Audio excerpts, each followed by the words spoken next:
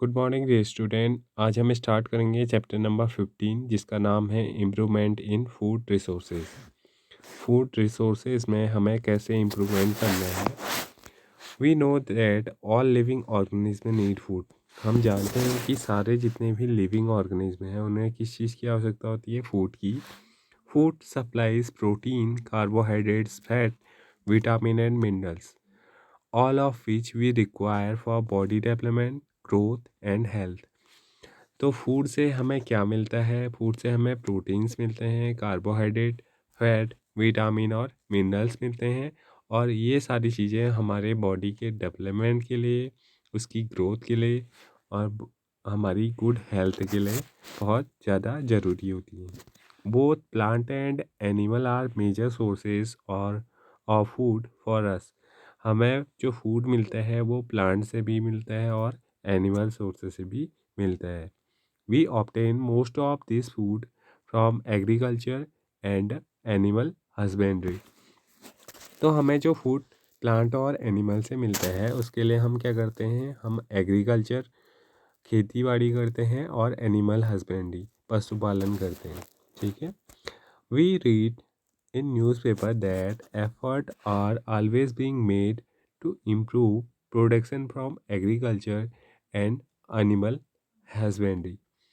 Why is this necessary? हमने newspaper में हमेशा पढ़ा है या हम पढ़ते हुए आए हैं कि यहाँ पर लगातार एफर्ट किए जाते हैं कि जो प्रोडक्शन है वो कैसा प्रोडक्शन हो, वो इम्प्रूव्ड प्रोडक्शन हो, चाहे हम बात करें एग्रीकल्चर के फील्ड में या फिर एनिमल हस्बेंड्री की। ऐसा हमें क्यों ज़रूरी होता है? Why we can not make do with the current level of production. हमें जितने अमाउंट में प्रोडक्शन मिल रहा है हम उतने में ही खुश क्यों नहीं है?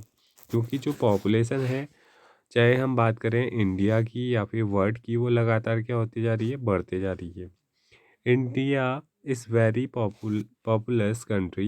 इंडिया क्या है? एक बहुत ज़्यादा जनसंख्या वाला देश है। Our population is more than 1 billion people and it is still growing. हमारी जो जनसंख्या है वो लगभग 1 बिलियन की है और ये लगातार क्या है? बढ़ती जा रही है। As food for this growing population we will soon need more than a quarter of a billion tons of grains every year। तो इस बढ़ती हुई जनसंख्या के लिए हमें क्या चाहिए? हमें बहुत ज़्यादा अमाउंट में ग्रेन्स चाहिए, पल्सेस चाहिए, जो भी चीज़ चाहिए वो क्या चाहिए हमें? 1 बिलियन क्वार्टर से भी ज़्यादा चाहिए। This can be done by farming on more land. तो ऐसा अगर हमें फूड की ज़्यादा नीड अगर होगी तो उसके लिए हमें क्या चाहिए? हमें खेती बाड़ी भी ज़्यादा अमाउंट में, ज़्यादा लैंड में करनी पड़ेगी। ठीक है। But India is already intensively cultivated, क्योंकि इंडिया एक ऐसी कंट्री है जो मेनली किस पे डिपेंडेंट है? एग्रीकल्चर पे। और यहाँ की जो अधिकतर लैंड एरिया है वो किस पे डिपेंडेंट है? वो एग्रीकल्चर पे के लिए यूज़ की जा रही है। ठीक है, वो कल्टिवेटेड है। As a result we do not have any major scope for increasing the area of land under cultivation. तो हमारे पास अब ज़्यादा स्कोप नहीं है कि हम अपने लैंड एरिया को इंक्रीज़ करें, जिसके द्वारा हम क्या कर सकें? ज़्यादा एरिया में कल्टीवेशन या फिर एग्रीकल्चर की प्रोसेस करें। तो इसलिए therefore it is necessary to increase our production efficiency for both crop and livestock. तो इसके लिए हमारे पास जितने भी अवेलेबल एरिया है, लैंड एरिया है, और जितने भी हमारा लाइव स्टॉक है, हमें केवल उनके प्रोडक्शन पे ही क्या करना पड़ेगा? उनके प्रोडक्शन को ही इंक्रीज़ करना पड़ेगा। Effort to meet the food demand by increasing food production have led to some success so far। और ऐसे बहुत सारे प्रयास किए गए हैं जिनके द्वारा जो फूड की डिमांड है, इंक्रीजिंग फूड डिमांड, उसके लिए क्या किया गया? ज़्यादा अमाउंट में फूड का प्रोडक्शन भी किया जा रहा है। इसके लिए हम कई हद तक क्या हो गए हैं? सक्सेस भी हो चुके हैं। We have had the green revolution. हमारी कंट्री में क्या हुआ, ग्रीन रिवॉल्यूशन की प्रोसेस हुई which contribute to increase food grain production, जिसके द्वारा फूड ग्रेन्स का प्रोडक्शन क्या हुआ है, इंक्रीज हुआ है। हमारे कंट्री में जो ग्रीन रिवॉल्यूशन को लाने का श्रेय है वो कौन है, वो साइंटिस्ट है, वो है MS Swaminathan. We have also had the white revolution which had lead to better and more efficient use as well as availability of milk। तो वाइट रिवॉल्यूशन किससे रिलेटेड है, मिल्क के प्रोडक्शन से। तो हमारी कंट्री में ग्रीन रिवॉल्यूशन एग्रीकल्चर से related है और फूड ग्रेन से रिलेटेड है, और वाइट रिवॉल्यूशन किससे रिलेटेड है, मिल्क के ज़्यादा प्रोडक्शन से। तो ये दोनों रिवॉल्यूशन इंडिया में ऑलरेडी हो चुके हैं। However this revolution mean that our natural resources are getting used more intensively. तो इन रिवॉल्यूशन का मीन क्या है, जो हमारे नेचुरल रिसोर्सेज हैं उनका हम क्या कर रहे हैं, बेहतर तरीके से उपयोग कर रहे हैं। As a result there are more chances of causing damage to our natural resources to point of destroying their balance completely. तो हाँ, इसका मतलब हम क्या कर रहे हैं, अगर हमारा प्रोडक्शन लगातार बढ़ रहा है और हम अपने नेचुरल रिसोर्सेज को ज़्यादा यूज़ कर रहे हैं, तो इसकी वजह से जो हमारे रिसोर्सेज हैं, नेचुरल रिसोर्सेज हैं, हम उनको भी क्या कर रहे हैं, डैमेज करने का काम कर रहे हैं। Therefore, it is important that we should increase food production without degrading our environment and disturbing the balance is maintaining it।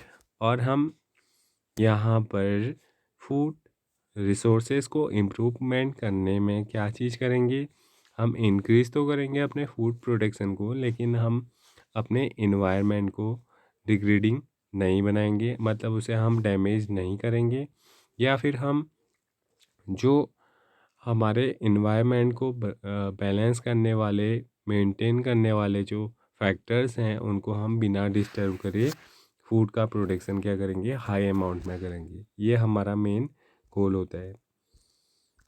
Hence, there is a need for sustainable practices in agriculture and animal husbandry। तो इसके लिए हमें agriculture के field में और animal husbandry के field में क्या करना है, किस चीज़ की आवश्यकता है, सस्टेनेबल प्रैक्टिसेस की आवश्यकता है। Also simply increasing grain production for storage in warehouse can not solve the problem of malnutrition and hunger. इसके अलावा जो फूड ग्रेन्स का प्रोडक्शन इंक्रीज़ हुआ है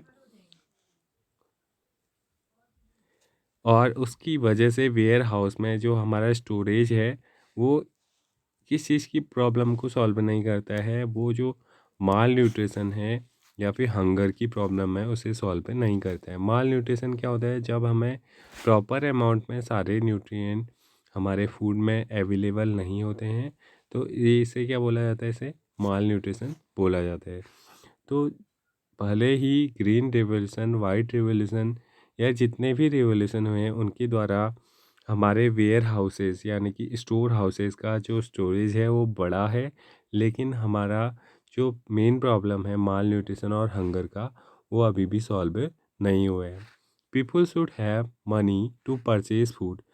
लोगों के पास पैसा तो है भोजन खरीदने के लिए। Food security depend on both availability of food and access to it. तो जो फूड की सिक्योरिटी है वो दो चीज़ों पर डिपेंडेंट है।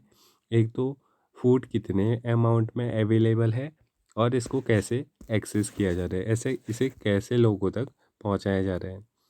The majority of our population depend on agriculture for their livelihood.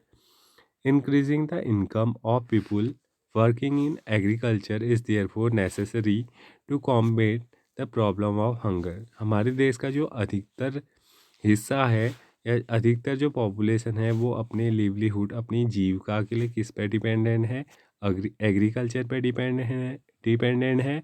तो इसलिए हमें उन पीपल्स की जो वर्क करते हैं एग्रीकल्चर के फील्ड में उनकी इनकम को इंक्रीज़ करने की आवश्यकता है, ताकि जो हंगर की प्रॉब्लम है वो क्या हो सके, कम हो सके।